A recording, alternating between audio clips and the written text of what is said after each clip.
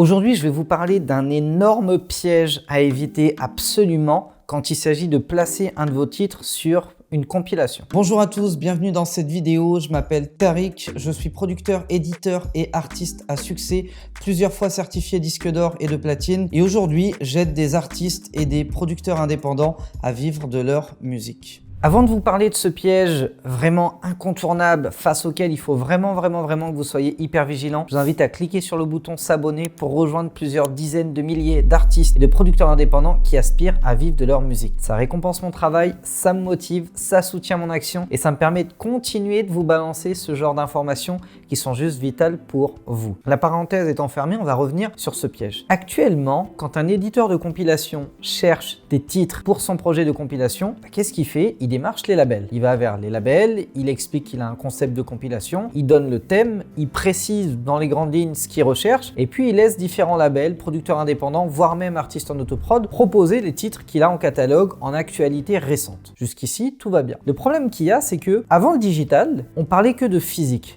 On avait un pourcentage du prix de gros hors taxe, PPD, au prorata du nombre de titres sur la compile. Ça voulait dire quoi grosso modo? C'est que si la compile générait 100 € de vente, bien si vous aviez 20% au prorata numéris, il y avait 20 € qui étaient pour l'ensemble des morceaux placés sur la compile et 80 € pour l'éditeur. Donc l'éditeur prenait sa marge et c'est normal, il a fabriqué les supports, il a fait sa promo, il a fait le job de créer un concept, d'aller chercher les titres, il prend son billet. Puis sur les 20 € qui restaient, s'il y avait 20 titres, grosso modo, chaque titre repartait avec 1 €. Et c'était ok. Le problème qu'il y a, c'est que sur le digital, les éditeurs de compile s'amusent à faire un truc, et c'est à ça qu'il faut que vous prêtiez attention, c'est de vous dire, ok, on va plus vendre la compile que en physique, voire on va même pas la vendre en physique du tout, on va la vendre en digital. Et c'est là qu'il faut être hyper vigilant. C'est que si dans le contrat de l'éditeur de compilation, il y a la clause track by track and bundle, il faut fuir. Le bundle, ça veut dire que quand ils vendent la compilation, ils la vendent en un bloc. Soit tu achètes les 20 titres de la compile, soit tu les achètes pas. En gros, soit tu achètes la compile et tu as les 20 titres dessus, soit tu l'achètes pas. En gros, tu peux pas dire je veux le track 2, le track 8 et le track 12. Tu peux soit tout prendre, soit ne rien prendre. Ça, c'est ok. C'est comme à l'époque où on faisait du physique. Tu prends encore le calcul à 20%, sur le digital, il s'applique de la même manière et c'est ok. Chaque titre repart avec 1 € sur les 20 € globaux qui sont attribués à la partie producteur ou artiste en autoprod. Bien qu'aujourd'hui les taux soient bien inférieurs à 20%, mais ça c'est un autre débat. Par contre, là où il faut faire extrêmement attention, c'est que quand vous signez un mémo deal ou un contrat longue forme, compilation avec le track by track, ok, ce qui se passe c'est que vous vendez votre morceau à vous sur les plateformes digitales, Spotify, iTunes, Deezer, Apple Music, etc. Mais l'éditeur de compile va lui aussi pouvoir vendre votre titre. Sauf que quand vous vendez votre titre en direct, vous générez 100 €, vous gardez 100 €. Par contre, quand l'éditeur lui vend votre titre et qu'il génère 100 €, si vous avez un contrat à 12%, bah lui, il va garder les 88 € et il va vous reverser 12 €. Ça veut dire que sur votre propre titre, votre titre à vous, vous sortez en digital, si l'éditeur vend plus que vous, vous allez toucher quasiment 10 fois moins sur les ventes qu'il va générer lui. Donc c'est pas bon du tout.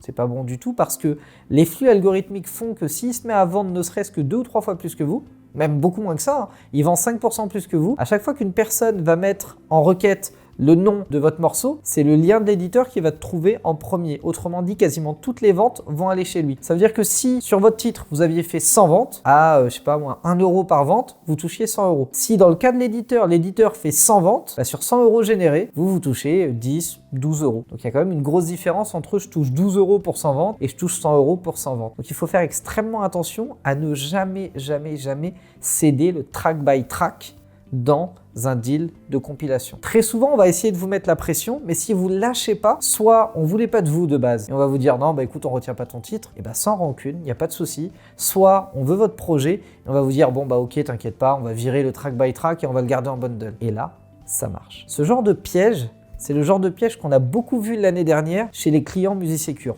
On accompagne aujourd'hui plus de 350 artistes, producteurs, éditeurs de musique pour qui on ramène des plans de placement compilation. Et régulièrement, quand on voit ce genre de disposition, on dégage immédiatement le track by track dans le deal de la compile. Et quand c'est eux qui amènent des plans en nous disant voilà les gars, est-ce que vous pouvez gérer ça, j'ai une demande de placement compile, on est hyper vigilant à ce qu'il n'y ait pas le track by track. Si jamais vous avez compris ce que je vous ai dit, déjà, c'est un bon point, mettez-moi un gros like et abonnez-vous à la chaîne YouTube Producteur à Succès. Mais si jamais vous savez qu'il y a encore d'autres pièges de ce genre dans le quotidien d'un artiste, d'un producteur, d'un éditeur de musique et que vous n'avez pas envie de vous faire avoir et que vous souhaitez déléguer tout cet aspect-là du juridique, d'administratif à une équipe de professionnels, eh bien sachez que c'est exactement ce qu'on fait chez MusiSecure. MusiSecure, c'est la toute nouvelle société de gestion d'administration de droits que j'ai créée il y a de ça maintenant presque un an. C'est nouveau pour moi parce qu'un an c'est tout jeune. On accompagne aujourd'hui plus de 350 profils d'artistes, de producteurs, d'éditeurs, musiciens, de réalisateurs vidéo. On a même 5 ou 6 voix off dans le groupe. On propose justement un accompagnement administratif et juridique dédié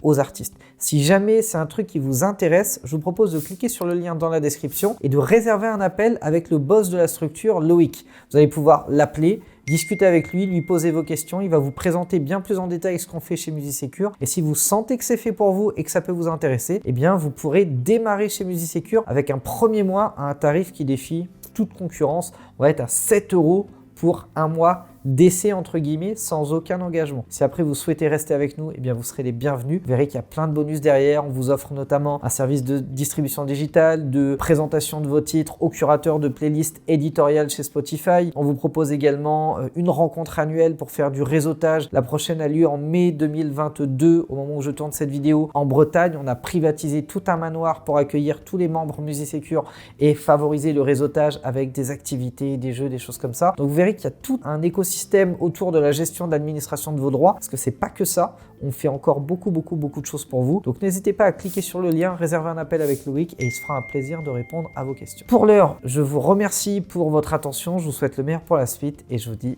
ciao ciao.